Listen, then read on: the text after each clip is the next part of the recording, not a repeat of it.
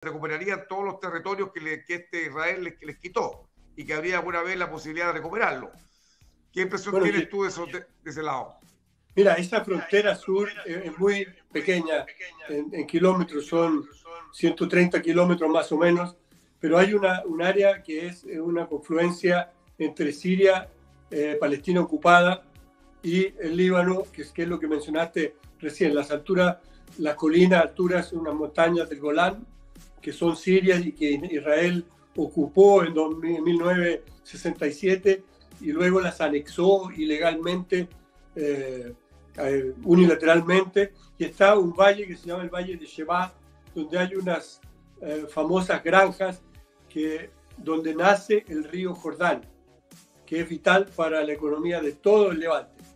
Y entonces Israel ocupó esta granja de Sheba, y esta confluencia es un triángulo que hay ahí estratégico porque, como lo decías tú, la misión hasta ahora de Hezbollah en este conflicto ha sido atraer hacia el norte de la Palestina ocupada todas estas divisiones. Son 4 divisiones, es prácticamente la mitad del ejército, la mitad de la fuerza aérea, la mitad de la logística, la mitad de la defensa antiaérea de todo el Estado sionista, que si no estaría masacrando aún más en las zonas de Gaza. Y también, ojo, que en Cisjordania empezó también una rebelión armada a pesar de la autoridad palestina, que es la autoridad que renunció a este derecho a la rebelión en 1993, estableciendo esta autoridad palestina que en realidad no es un Estado, no tiene ejército, no tiene ni aeropuerto. Y por tanto, entonces es muy importante lo que está ocurriendo acá, puesto que los demás países árabes que hablan mucho, pero realmente nunca los gobiernos de los países árabes han tenido una actitud consecuente con Palestina. Lamentan, rechazan, critican, pero por ejemplo uno de los vetos que se produjo en la reunión islámica del sábado de la que hablaba es a una resolución que decía que los países árabes e islámicos no iban a permitir que su territorio fuera usado para el transporte de armas a Israel, como ocurre precisamente con Jordania. Jordania es un país vecino de la Palestina ocupada, y desde allí Estados Unidos y los otros países que apoyan a Israel tienen un puente aéreo con el cual le suministran armamento, y esto no se ha cortado en todo este periodo. Entonces, esos países juegan este doble juego. Netanyahu se permitió decir el otro día que lo mejor que podían hacer los gobiernos de los países árabes es quedarse callados si no querían perjudicar sus intereses. Entonces estamos en este juego estratégico. Hay que acordarse que hay 2 flotas norteamericanas en el Mediterráneo, 2 de estas flotas que tienen un portaaviones cada una. Y estas flotas vienen con armamento nuclear y con armamento 200.000 misiles, creo que hay entre las 2, del tipo Tomahawk, y otros que alcanzan no solo a Irán, que es la potencia militar regional, sino también a Rusia. Y ese es el equilibrio que se está jugando en este momento, porque la entrada de estos barcos en la guerra llevaría todo a otro nivel. Estos barcos están allí para contener a Irán, no para seguir martirizando a la población palestina. Si Irán entrase en la guerra y entramos en este juego de especulaciones geopolíticas, ya esto es guerra mundial sin duda alguna, puesto que Irán tiene un poder de fuego ya de otro nivel, ya más cercano al de Rusia, y capaz de destruir prácticamente todo Israel. Pero Israel tiene bombas atómicas, que por primera vez Turquía el otro día, el sábado, se atrevió a denunciar y a decir que la Organización de Energía Atómica debiese investigar el arsenal atómico de Israel, que nunca lo ha declarado, que nunca lo ha reconocido. Y por otro lado están los pueblos del mundo. Estas manifestaciones que hay en todo el planeta han presionado a los gobiernos para que por lo menos exijan un cese al fuego, pero mientras Estados Unidos no acepte este cese al fuego, yo creo que no va a ocurrir, y por tanto el peligro de guerra es cada momento más cercano. Ahora, Alejandro, una consulta. Yo podría mostrar algún tipo de respuesta, pero ¿por qué Estados Unidos se moviliza con tanta rapidez en auxilio de este Estado israelí? ¿Por qué? ¿Qué razón tiene Estados Unidos de darle un apoyo tan radical a Israel? ¿Por qué actúa tan enyuntado ambos? Bueno, yo creo que lo principal es tener una base segura en una zona cuyos pueblos le son hostiles por la historia de estos pueblos, la historia colonialista de todo el pueblo árabe. Y también porque aquí en la zona costera del Mediterráneo, en Gaza particularmente, pero también aquí en el sur del Líbano, hay importantes recursos gasíferos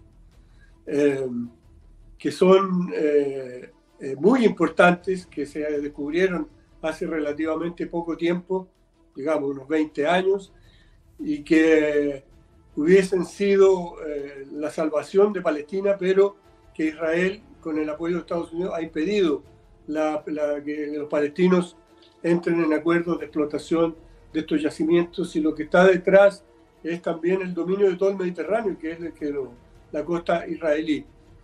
Y como te digo, en un ambiente hostil ellos tienen un país europeo, una colonia, que le es leal porque depende absolutamente.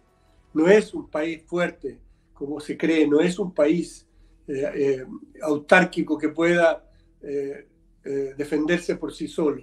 Israel depende absolutamente, tal como Ucrania, de los recursos, de las armas que le llegan desde fuera.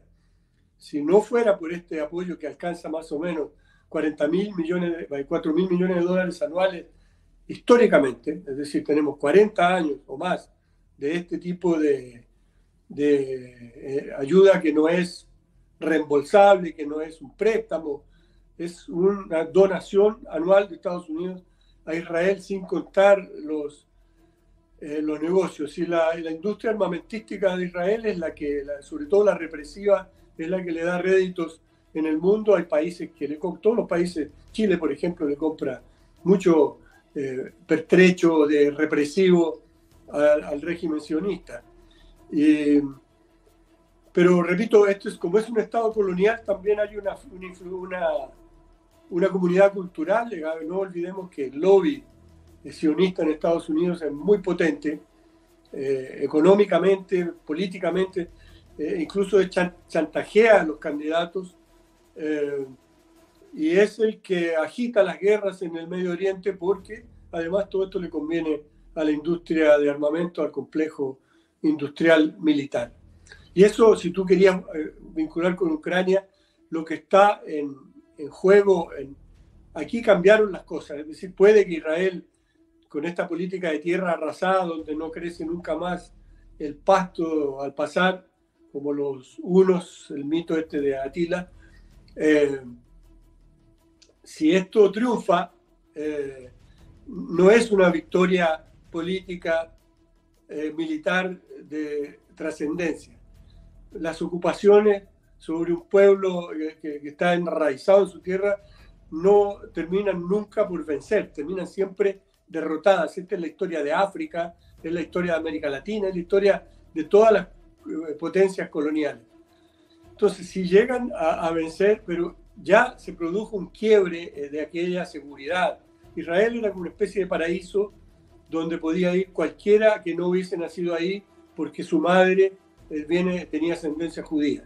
Entonces, cualquier norteamericano, chileno, argentino, polaco, ruso, ucraniano puede irse para allá porque su mamá tiene un apellido judío. Pero los que nacieron ahí, los hijos de los que nacieron ahí, no pueden ir a la tierra de sus ancestros, donde están enterrados sus muertos.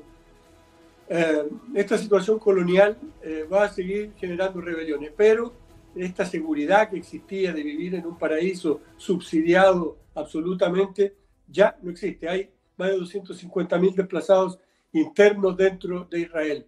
La zona esta cercana donde estamos nosotros, del norte de la Palestina ocupada, es una zona donde ya no está funcionando nada y los colonos que ocupaban allí asentamientos eh, han dicho que ellos no regresan si no se destruye a Hezbollah. Y destruir a Hezbollah no es en este momento una posibilidad que tenga el ejército sionista. Puede de repente arrasar desde el aire, pero tampoco tendría un efecto militar, puesto que Hezbollah es un ejército que funciona bajo tierra, profundamente bajo tierra, y no es posible destruirlo con bombas como han hecho con los civiles en Gaza. Por cierto, tampoco han destruido la resistencia palestina en Gaza. Lo que han destruido son las viviendas, los hospitales, las escuelas, la vida civil, han matado niños, asesinado, pero no han destruido la resistencia que no está viviendo en esos edificios destruidos. Hugo.